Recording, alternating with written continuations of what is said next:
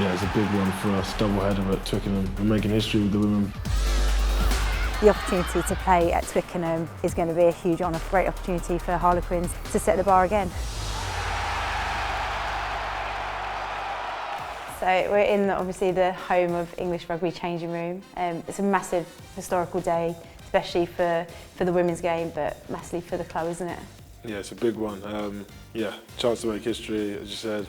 Club game in front of 82,000 people, men and women. That's huge. Not many people can say they've played in one of those. So a good one to be a part of. I mean, we've never experienced a big game from inside the change room. Obviously, you were here last year.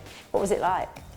Yeah, it's a good experience. I mean, walking over from the stoop, that was something that I remember to this day. Just seeing the fans all along the way until you get here, seeing some of my mates in the crowd as well, and that was good. It was really exciting, and being able to sit in the change room where a lot of England legends have sat as well. That's a massive honour. So. Where's your seat? Over there, so I'm not too sure.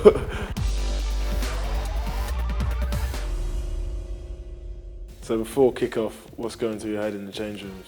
What are your emotions like? I think they're just like pretty excited because you can hear the build-up of what's happening outside, and often we've played before in the England men, so you can hear the crowd roaring. You can you're watching the team on the big screen as well.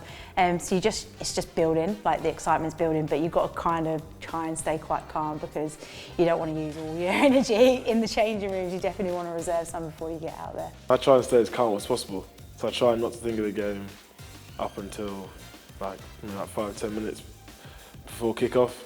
And I have a few guys that I just chill, have a laugh with, even like right before the team huddle till we go out. But yeah, I just try and stay relaxed as possible. I mean, it's pretty cool being pitchside right now. I mean, what's the stadium like? Yeah, walking out, taking in the atmosphere is crazy. Not been in front of anything like it before. Only ever been in the stands watching a few games here, but no, it was a good atmosphere. I loved it though. It's, I guess, like during Christmas, everyone's like a little bit more friendly, a little bit more rowdy. Does it really like kind of rock when something like breaks out on the pitch or someone puts in a big tackle? Yeah, you can definitely hear it, especially Christmas being like a massive family period. So everyone's in big groups enjoying themselves here. So yeah, you can definitely feel it when we do something well or the opposition gets something not quite right, but yeah. Not quite right, no. So when playing at Twickenham, does it feel like a normal game or is there an added expectation because you're playing at their headquarters? I think there is added expectation, but I think you just got to take every game as you do, and especially like use the warm-up, like look around, take in the atmosphere, especially like as backs, you have to like run in to hear the calls. It's just so loud. But I think once the whistle goes, you just focus on task and you focus on what's going to happen in that next 40 minutes and then second half.